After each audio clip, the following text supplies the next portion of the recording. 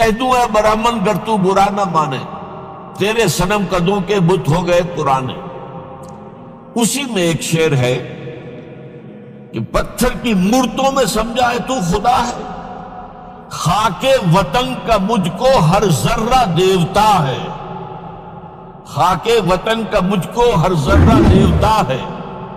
اس درجے گہرا Indian nationalism Iqbal کے اندر بھی موجود تھا۔ علامہ اقبال، میں عرض کر رہا ہوں کہ ان کی ابتدائی تعلیم میں اور خاندانی پس منظر کے اندر مذہبی اثرات بڑے گہرے تھے۔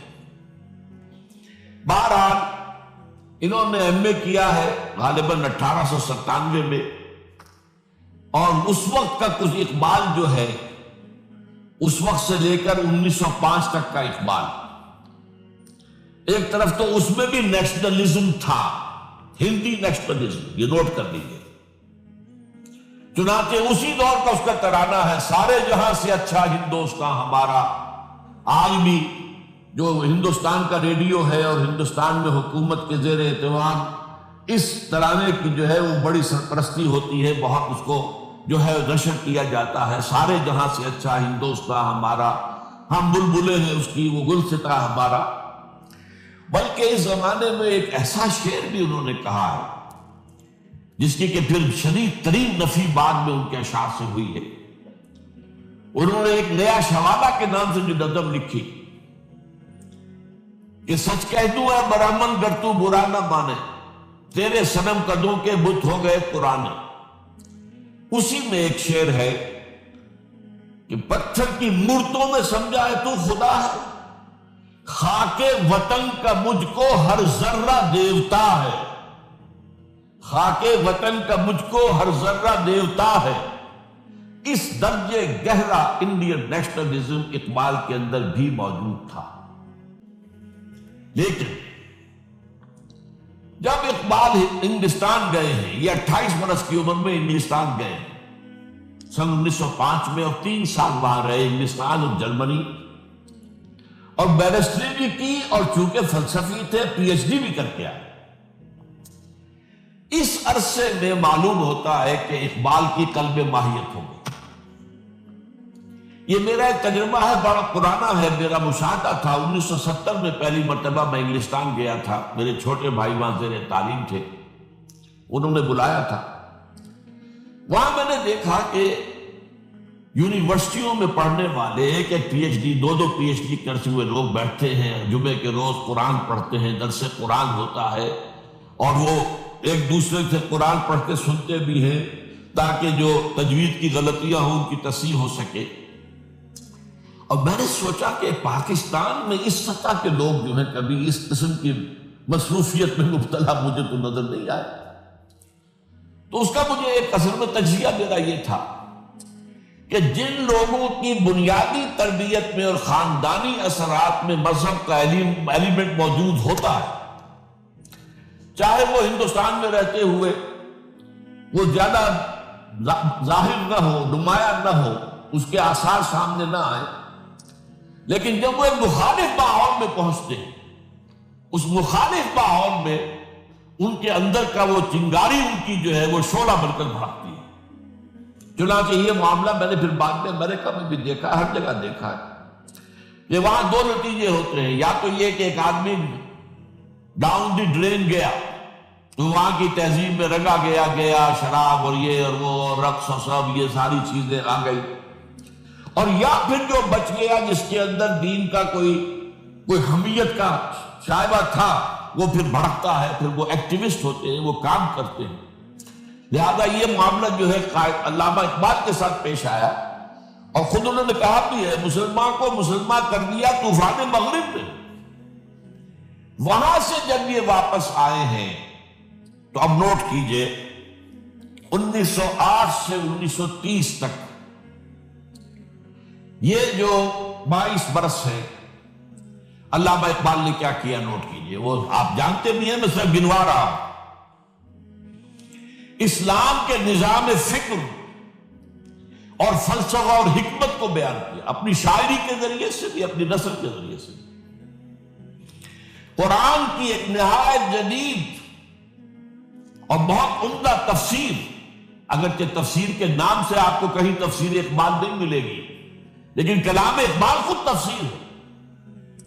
وہ دعویٰ کرتا ہے کہ میرے پیغام میں سوائے قرآن کے کچھ نہیں ہے. گر دلم آئینہ بے جوہر است، ورب حرفم غیر قرآن مزمرست، پردہ ناموس فکرم چاک کن، ای خیابہ راز خارم پاک کن.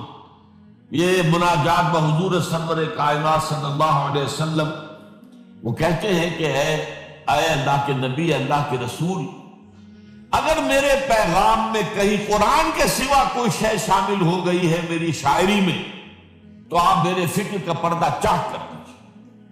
روز محشر خار و رسوا کن مرا، اور قیامت کے دن مجھے ذلیل اور خوار کیجیے گا، اور بے نصیب از بوسہ پاک کن مرا، اور مجھے اپنی قدم بوسی سے محروم کر دیجیے گا.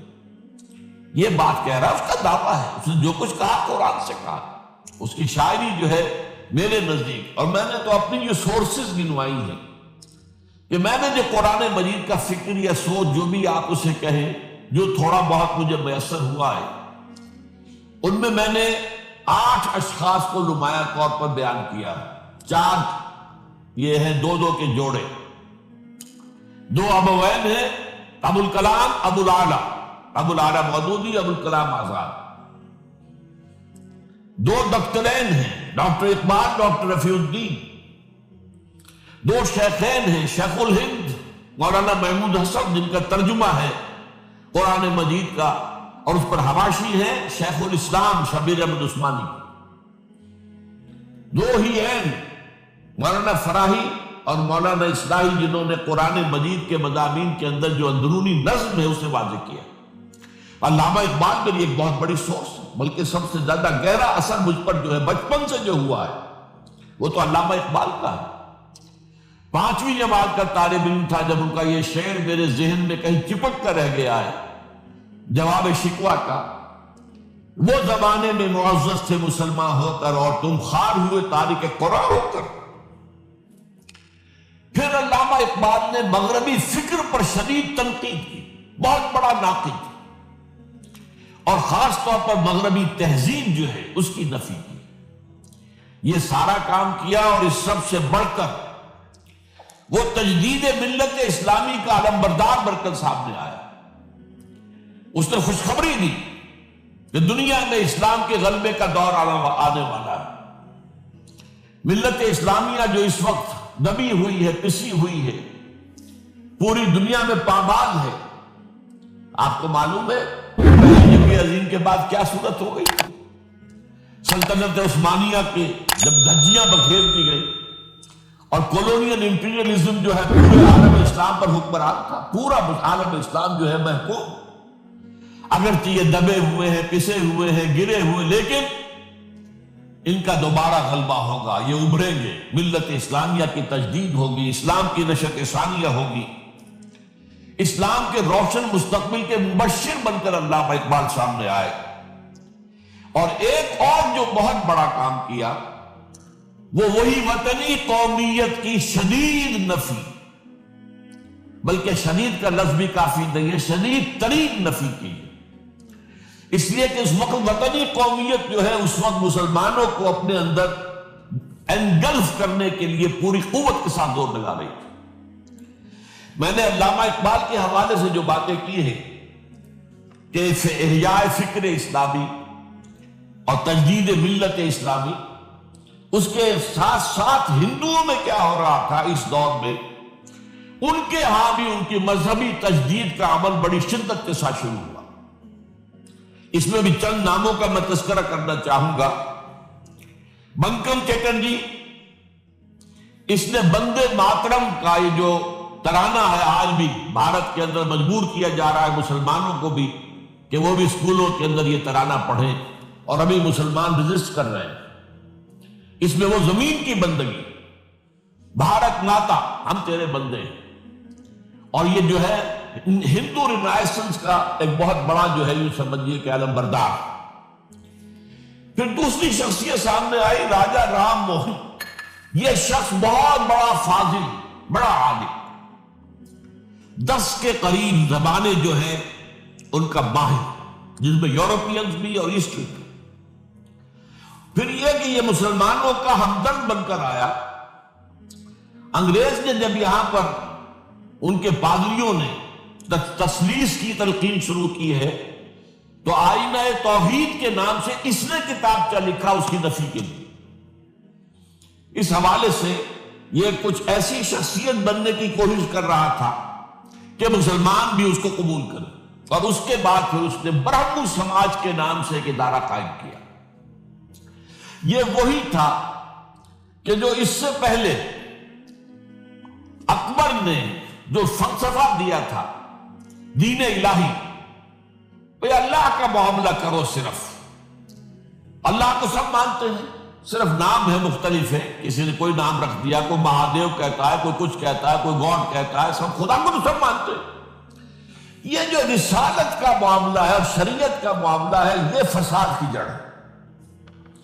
رسالت کی بنیاد پر شریعتیں مختلف، عبادتیں مختلف، ذرا اس کو پیچھے ڈالو تو دین اکبری یا دین الہی اس کا نام تھا۔ اس کے اندر بھی در حقیقت کوشش یہ تھی کہ تمام مذاہب کو ایک ہاون دستے میں ڈال کے اور اس کو کوٹ کے اور چھان پیس کے ایک صفوف بنا کر ایک کامن مذہب ہندوستان کا وجود بنایا جائے۔ بہرحال اس وقت اللہ تعالیٰ نے کھڑا کیا ہے حضرت مجدد الفسانی رحمۃ اللہ علیہ کو، کہ جنہوں نے اس فتنے کی سرکوبی کی۔ اس نے بھی مجلس ازدی کے نام سے ایسا ہی ادارہ شروع کیا، اور یہ گویا کہ ٹھنڈی چھری کے مانند، اس لیے کہ اسلام کا دار و مدار تو رسالت پر ہے۔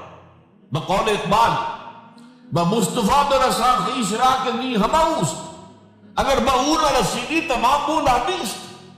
اسلام کا تو سارا معاملہ، دین جو ہے اس کا سارا جو مدار، دار و مدار ہے، وہ رسالت پر ہے، نبوت پر ہے، اسی پر شریعت کا سارا دار و مدار ہے۔ رسالت سے کاٹ دیجئے، حدیث سے کاٹ دیجئے، سنت سے کاٹ دیجئے، تو پھر قرآن کو پھر موم کی ناک بنا کر جو چاہیں آپ تعبیر کر لیں، جو چاہیں تشریح کر لیں، جدھر چاہیں اسے موم کی ناک کی طرح موڑ کر دے جائیں۔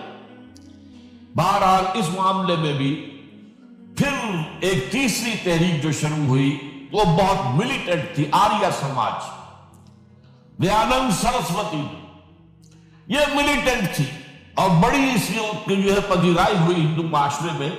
انہوں نے کھل کر یہ کہا کہ ہندوستان صرف ہندوؤں کا ملک ہے، یہاں مسلمانوں کے لیے کوئی جگہ نہیں، لہذا یا ہندو ہو جائیں مسلمان اور یا پھر یہاں سے ہجرت کر جائیں۔ کھل کر آریہ سماج، اسی کے تحت پھر مہاسبھا بنی، اسی کے تحت آر ایس ایس، انتہائی ملیٹنٹ آرگنائزیشن جو ہے ہندوؤں کی، یہ سب جو ہے دیانند سرسوتی کا۔ یہ اسی طریقے سے پھر شدھی کی تحریک شروع ہو چکی تھی، ریکلیم کرو مسلمانوں کو۔ یہ ہم ہی میں سے تھے، ان کے آباء و اجداد کہیں جو ہے مسلمان ہو گئے، انہیں واپس ہو۔ چنانچہ راجستھان کے علاقے میں جہاں بڑی جہالت تھی، مسلمانوں میں علم نہیں تھا، بس کہیں بزرگوں کے کسی زیر اثر فیض سے، کسی صوفی کے، وہ اسلام تو لے آئے لیکن تربیت کا کوئی انتظام ہوا ہی نہیں، مسلمان حکومتوں نے کیا ہی نہیں، کچھ بھی نہیں کیا۔ تو نتیجہ یہ نکلا کہ بڑے پیمانے پر شدھی کی تحریک ہو رہی تھی۔ میوات کے علاقے میں بڑی تیزی کے ساتھ مسلمان جو میو تھے وہ ہندو ہو رہے تھے۔ اسی پر تحریک اٹھائی ہے مولانا الیاس رحمت اللہ علیہ نے، ان کا مقابلہ کرنے کے لیے، اس تحریک کا، اس سنی کی تحریک کا مقابلہ کرنے کے لیے یہ تبلیغی جماعت کا نظام بنایا تھا کہ بس 6 باتیں لو اور جاؤ، دیہات میں جاؤ، چنے لے کر، گڑ لے کر جاؤ، کسی کا کھانا نہ کھاؤ، اپنا کھانا کھاؤ، کوئی تنخواہ نہیں، اور دین کی تبلیغ کرو۔ یہ نظام ان کا در حقیقت اسی سنی کی تحریک کے جواب میں شروع ہوا۔ پھر سلطنت کی تحریک شروع ہوئی کہ ہندوؤں کو سب کو جمع کر دیا جائے۔ اب اس اعتبار سے ذرا نوٹ کیجئے، علامہ اقبال نے جو نفی پھر وطنیت کی ہے، اتفاق سے یہاں یہ اشعار لکھے ہوئے ہیں، اس دور میں میں اور ہے، جام اور ہے، جم اور، ساقی نے بنا کی روش لطف و ستم اور، تہذیب کے آزر نے ترشوائے صنم اور، مسلم نے بھی تعمیر کیا اپنا حرم اور، ان تازہ خداؤں میں بڑا سب سے وطن ہے، جو پیرہن اس کا ہے وہ مذہب کا کفن۔ اب ذرا قلب ماہیت کا اندازہ کیجئے، وہی شخص جو کہہ رہا تھا کہ خاک وطن کا مجھ کو ہر ذرہ دیلتا ہے، وہ آج اس وطن کو ایک سب سے بڑا بت قرار دے کر اور اس کا قلع کما کرنے کے لیے کس قدر زوردار الفاظ جو ہے، اور یہی دوسری طرف یہ بت کہ تراشیدہ تہذیب نوی ہے۔ یہ جو نیشن سٹیٹ کا تصور ہے، یہ 18ویں صدی سے یورپ میں شروع ہوا۔ نیشن سٹیٹ، ایک ملک میں رہنے والے سب شہری ہیں، برابر ہیں، اور ان کے اندر مذہب کا اختلاف ہو، یہ اس کا کوئی حیثیت نہیں۔ مذہب تو پرائیویٹ معاملہ ہے، ہاں جو سرکاری سطح پر ہوگا معاملہ، اجتماعی معاملات جو ہے وہ کسی مذہب سے طے نہیں ہوں گے۔ یہ نیشن سٹیٹ کا تصور، یہ بت کہ تراشیدہ تہذیب نبی ہے، غارت گرے کاشانہ دین نبوی ہے، بازو تیرا توحید کی قوت سے قوی ہے، اسلام تیرا دیس ہے تو مصطفی ہے، نہ زارہ دیری نہ زمانے کو دکھا دے، اے مصطفی خاک میں اس بت کو ملا۔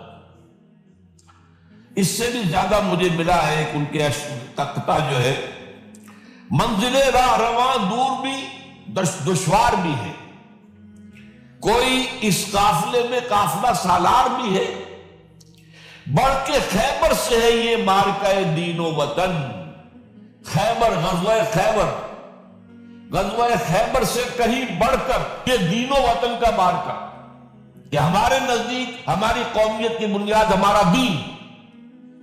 آج دنیا یہ کہتی ہے کہ قومیت کی بنیاد وطن ہے، یہ جو مارکہ دین و وطن ہے، بڑھ کے خیبر سے ہے یہ مارکہ دین و وطن۔ اس زمانے میں کوئی حیدر کرار بھی ہے، تو واقعہ یہ ہے کہ علامہ اقبال نے اس سلسلے میں وہ رول بھی پلے کیا کہ جو حضرت مجدد الفسانی رحمت اللہ علیہ نے دین اکبری کا قلع کما کرنے میں ادا کیا تھا، اور اس میں کوئی شک نہیں ہے۔ اس اعتبار سے میں کہا کرتا ہوں کہ حضرت مجدد الفسانی کے بروز کی حیثیت رکھتے ہیں علامہ اقبال، اور ان کو جو گہری نسبت تھی، حاضر ہوا میں شیخ مجدد کی لحد پر، وہ خاک کے ہے زیر فلک مطلع انوار، گردن نہ جھکی جس کی جہانگیر کے آگے، جس کے نفس گرم سے ہے گرمی احرار، وہ ہند میں سرمایہ ملت کا نگہباں، وہ ہند میں سرمایہ ملت کا نگہباں۔ ملت کا سرمایہ تو سارا کا سارا جو ہے ایمان و رسالت سے۔ آپ حضرت مجدد الفسانی کے خطوط پڑھیے، سب سے زیادہ زور اطاعت رسول، اطاعت رسول، اطاعت رسول، اطاعت رسول۔ جس کی جڑ کاٹنے کی کوشش کی تھی دین الہی کے ذریعے سے اکبر نے، اس کو دوبارہ مستحکم کیا ہے وہ مجدد الفسانی رحمت اللہ علیہ۔ اب آئیے 1930 کا ماہ دسمبر، اس میں ایک بات ہم دیکھ چکے، محمد علی جناح ہندوستان کی سیاست سے مایوس ہو کر ملک چھوڑ کر انگلستان میں جا کر آباد ہو چکے۔ اور اس ضمن میں ایک واقعہ میں آپ کو سنا دوں۔ ایس ایم اکرام صاحب کا نام بہت سے حضرات کے علم میں ہوگا، ان کی 3 کتابیں جو ہیں بڑی مارکت الارا ہیں، آب کوثر، موج کوثر، روض کوثر۔ ادارہ ثقافت اسلامیہ کے ڈائریکٹر رہے بہت عرصے تک، بہت پڑھے لکھے آدمی تھے۔ وہ آکسفورڈ میں پڑھتے تھے اس زمانے میں۔ وہ لندن گئے، انہوں نے محمد علی جناح صاحب سے ملاقات کی اور کہا کہ آپ کیوں چھوڑ کر آ گئے ہندوستان؟ ہندوستان کے مسلمانوں کو آپ کی رہنمائی کی ضرورت ہے۔ تو جواب جو تھا محمد علی جناح کا وہ نوٹ کرنے کے قابل ہے۔ ہندوز آر انکوریجیبل، یہ ہے جو نتیجہ نکالا تھا محمد علی جناح نے۔ یوں سمجھئے کہ 24 برس کی محنت شاقہ کہ کوئی اتحاد کا فارمولہ طے ہو جائے، کوئی بنیاد ہو جائے، کوئی ہمارے مابین متفق علیہ اسکیم طیب بن جائے، لیکن جس درجے مایوس ہوا ہے شخص، ہندوز آر انکوریجیبل، یہ ناقابل اصلاح ہے۔ اور مسلمانوں کا حال یہ ہے کہ ان کا ایک لیڈر جو بات مجھ سے کرتا ہے صبح کو وہ شام کو ڈپٹی کمشنر کو بتا دیتا ہے۔ تو اب میں ایسی قوم کی رہنمائی کیسے کروں؟ تو یہ میں نے آپ کو یہ واقعہ بھی سنا دیا کہ وہ مایوسی کا عالم کیا تھا. لیکن اب جو ہے 1930 میں جبکہ مسلم انڈیا کا ایک سورج تو غروب ہو گیا تھا، مغرب میں جا کر بیٹھ گیا، مغرب میں سورج غروب ہوتا ہے، ایم اے جناح تو وہاں بیٹھ گئے. ایک سورج اب طلوع ہوا ہے مسلم لیگ کے پلیٹ فارم پر، یہ ہے علامہ اقبال. 1930 کا جو ان کا خطبہ ہے الہ آباد کا، وہ بہت اہم، بہت اہم، بہت اہم. ایک تو یہ کہ انہوں نے اپنی شاعری کے ذریعے سے وطنیت کی جو نفی کی تھی اور مسلم قومیت کا جو اس بات کیا تھا، اسے ایک فلسفیانہ انداز میں سوشیولوجی عمرانیات کے مسلمہ اصولوں کی روشنی میں جس طریقے سے مدلل بیان کیا ہے، اس اعتبار سے وہ ایک بہت قیمتی دستاویز ہے. لیکن اس کے ساتھ ہی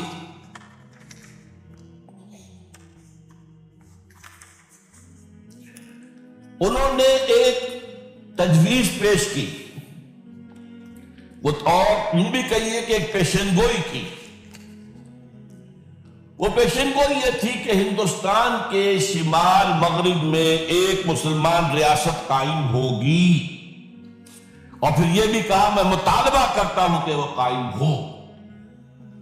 البتہ اس میں بعض لوگ جو ہیں اس پر یہ تنقید کرتے ہیں کہ علامہ اقبال نے تو یہ کہا تھا I would like to see the Punjab, the Northwest Frontier Province, Sindh and Balochistan amalgamated into a single state. Self-government within the British Empire or without the British Empire.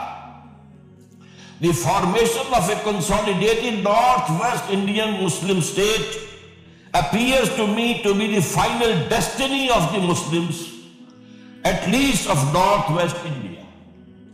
اس پہ اعتراض یہ کیا جاتا ہے کہ علامہ اقبال نے تو ہندوستان کے اندر برطانیہ کے حکومت کے اندر کے لیے تجویز دی تھی، لیکن یہ بات غلط ہے.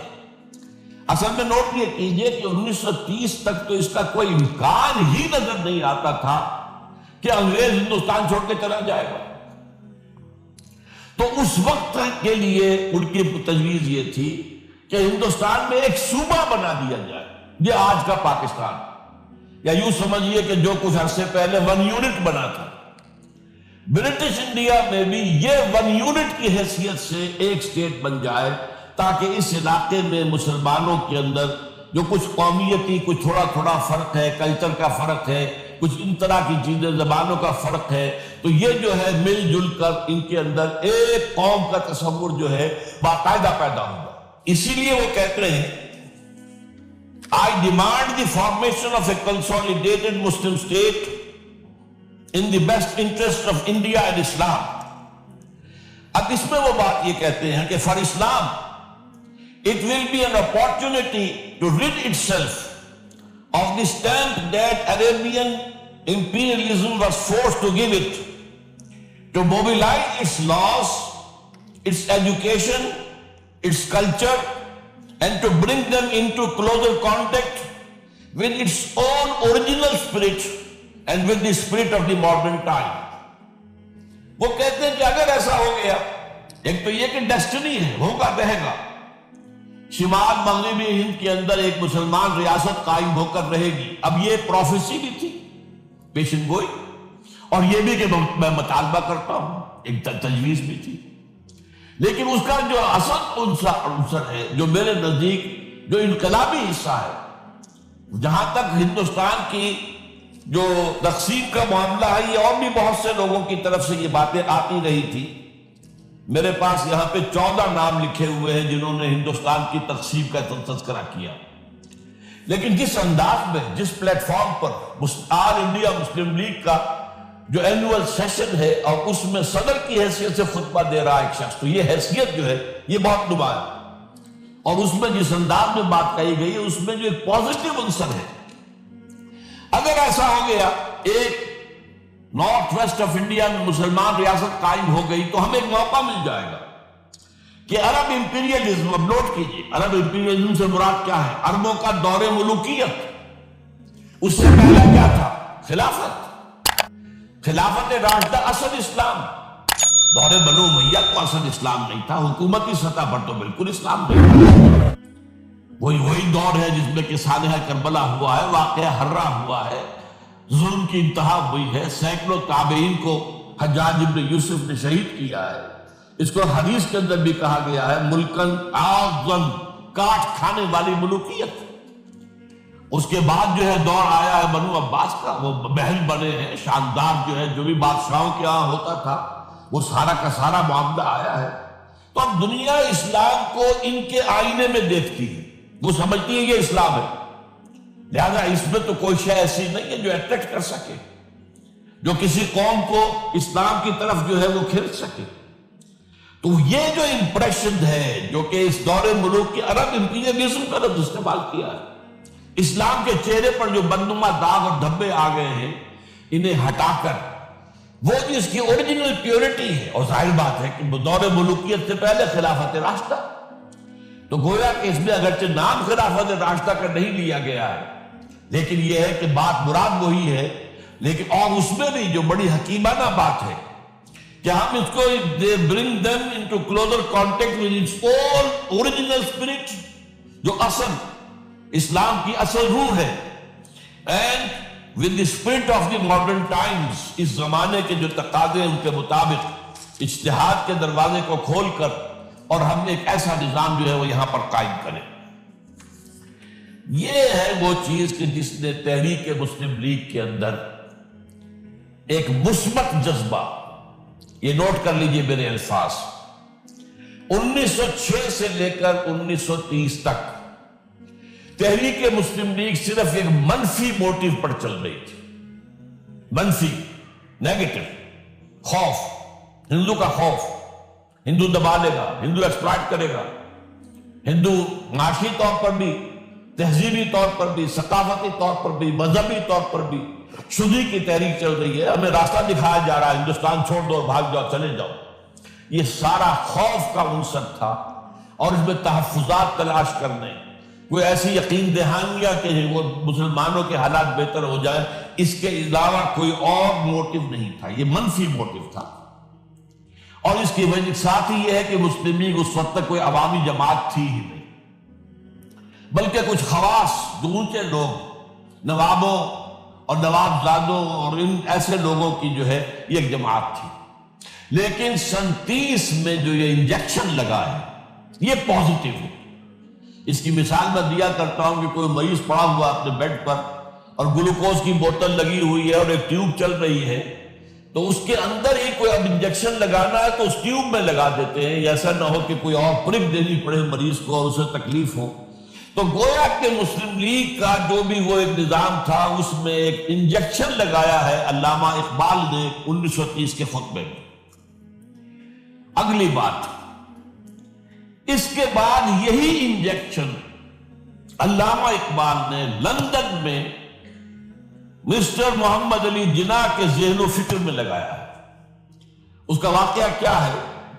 3 گول میز کانفرنسیں ہوئی تھی، پہلی اور دوسری میں محمد علی جناح بھی شریک تھے، تیسری 1932 میں ہوئی اور وہ شریک نہیں ہوئی، اس لیے کہ وہ سیاست چھوڑ چکے تھے، وہ تو سیاست کو خیر بات کہہ کر اب پریکٹس کر رہے تھے، لیکن علامہ اقبال اس میں گئے تھے، وہاں موقع ملا، قریبی ملاقاتیں ہوئیں، گفتگویں ہوئیں، اور ان ملاقاتوں کے نتیجے میں یہی انجیکشن علامہ اقبال نے محمد علی جناح کے ذہن اور فکر کے اندر لگایا ہے کہ بات کرو اسلام کے احیاء کی، وہ چیز کہ جو مسلمانوں کے جذبات کے اندر گرمی پیدا کرے، حرارت پیدا کرے۔ اس حوالے سے یہ جو انجیکشن لگایا گیا ہے، اسی سے پھر یہ کہ ان کے مزاج کے اندر ایک تبدیلی آئی۔ کچھ اور لوگوں نے بھی انہیں کہا ہوا تھا، لیکن یہ کہ خاص طور پر یہ بات اقبال کی تھی، جس کی اپنی ایک حیثیت تھی۔ بہرحال 1934 میں ایم اے جناح واپس آ گئے، پھر انہیں مسلم لیگ کا تا حیات صدر بنا دیا گیا، پھر انہوں نے مسلم لیگ کو سنبھالا ذرا، لیکن 1936 کے الیکشن جو آئے یہاں پر، اس میں کانگریس پوری اوور ویلمنگ میجورٹی سے جیت گئی۔ ابھی محمد علی جناح کو موقع ملا ہی نہیں تھا کہ ابھی مسلم لیگ کو سنبھال سکتے. اور ان جو وزارتیں بنی تھی اس دور میں کانگریس کی، انہوں نے جو سلوک مسلمانوں کے ساتھ کیا، جو مظالم ڈھائے، جو انہیں دبایا اور ان کے حقوق کو پامال کیا، اس سے وہ نیگیٹو جو ایک موٹیو تھا وہ بھی اور قوی ہو گیا.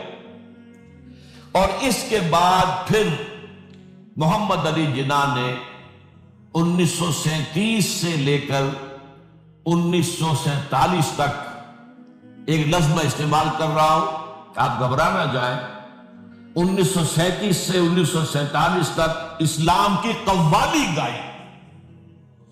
پورے 10 برس اسلام اسلام اسلام اسلام، ہمیں اسلام چاہیے، اسلامی تہذیب ہم چاہتے ہیں، اسلامی قانون ہم چاہتے ہیں، ہمارے قوانین اور ہیں، ہمارا مذہب نہیں ہے، وہ دین ہے، وہ زندگی کے تمام معاملات پر. یہ جو ہے میں قوالی اس لیے کہہ رہا ہوں کہ قوالی میں تکرار ہوتی ہے، جس تکرار کے ساتھ یہ اب اس موقع پر آ کر محمد علی جناح قائد اعظم بن گئے. مسلمانوں کے دلوں کی بات، اقبال نے جو ولولہ پیدا کر دیا تھا، ایک ولولہ تازہ دیا میں نے دلوں کو، لاہور سے تا خاک بخارا اور سمرقند، وہ جو ولولہ تھا، جو غلغلہ تھا، اب محمد علی جناح کی زبان سے جب وہ بات آئی ہے تو یہ مسلمانوں کے دل کی آواز تھی، ان کی روح کی پکار تھی. لہذا اب مسلم لیگ ایک عوامی جماعت بنی اور محمد علی جناح اب قائد اعظم قرار پائے. اب اس معاملے میں چاہتا ہوں ذرا، کیونکہ یہ بات نئی سی ہوگی، میرے اس تجزیے کے روح سے نظریہ پاکستان اسلام اور اسلام کا احیاء خلافت راشدہ کے مفہوم ہے، اور اس کا خالق اقبال ہے، اس میں کوئی شک نہیں. قائد اعظم تک بھی یہ بات پہنچانے والا اقبال ہے، اور پھر اسی پر قائد اعظم نے عمل کیا ہے. تو اس چیز کو بہت سے لوگ جو ہیں آسانی کے ساتھ تسلیم نہیں کریں گے، لیکن میں یہ چاہتا ہوں کہ خود قائد اعظم نے علامہ اقبال کے بارے میں جو کچھ کہا ہے اس کی 2 کوٹیشنز آپ کے سامنے رکھ دوں. کلکتہ 21 اپریل 1938 کو علامہ اقبال کا انتقال ہوا. اس وقت کلکتہ میں ایک بہت بڑا جلسہ ہو رہا تھا فلسطین کے مسئلے پر غور کرنے کے لیے. قائد اعظم اس کے چیف مقرر تھے. اب یہ خبر پڑھیے.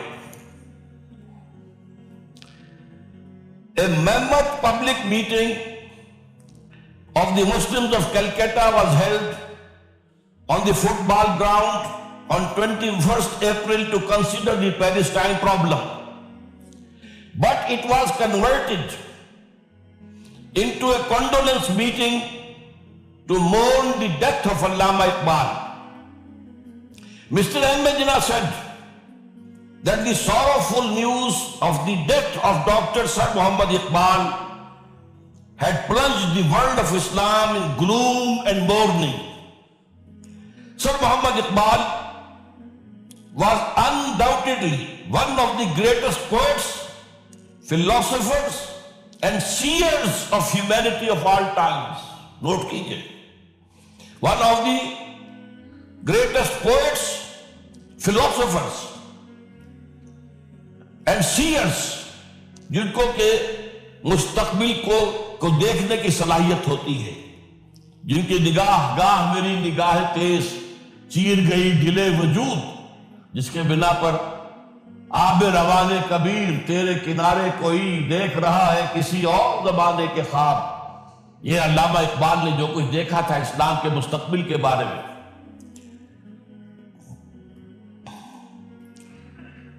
He took a prominent part in the politics of country and in the intellectual and cultural reconstruction of the Islamic world. His contribution to the literature and thought of the world will live forever. اب آخری جملہ سنیے غور سے. To me, he was a personal friend, number 1, philosopher, number 2, and guide, number 3, and as such the main source of my inspiration and spiritual support. کوئی شک اس کے بعد رہ جاتا ہے؟ اور یہ الفاظ کون کہہ رہا ہے؟ یہ محمد علی جناح ہے. لفاظ آدمی نہیں ہے وہ کوئی شعلہ بیان خطیب جو الفاظ جو ہیں اس کے انبار لگا دے نہیں. جو ایک ایک لفظ، وکیل، بہت بڑا وکیل، ایک ایک لفظ جو ہے تول کر بولنے والا، انہیں کیا قرار دیا؟ خود تصویر کیا. دوسرا میں اور دے رہا ہوں، یہ سن 40 میں اقبال ڈے منایا گیا تھا. اب اس میں کیا کہتے ہیں Quaid Azam? If I live to see the ideal of a Muslim state being achieved in India, and I were then offered to make a choice between the works of Iqbal and the rulership of the Muslim state, I would prefer the former. اگر ہم کامیاب ہو جاتے ہیں کہ اسلامی ریاست قائم کرنے میں، مسلمان ریاست قائم کرنے میں، اور اس کے بعد میرے سامنے چوائس رکھا جاتا ہے کہ یا تو علامہ اقبال کا کلام لے لو اور یا حکومت کے سربراہ بن جاؤ، تو میں علامہ اقبال کے کلام کو ترجیح دوں گا. اور سنیے، Continuing, Mr. Jinnah said that in April 1936, he thought of transforming the Muslim League, which was then only an academic institution, into a parliament of the Muslims of India. From that time to the end of his life, he continued Iqbal's work like a rock by him. Iqbal, Mr. Jinnah said, was not only a great poet who had permanent place in the history of the world's best literature. He was a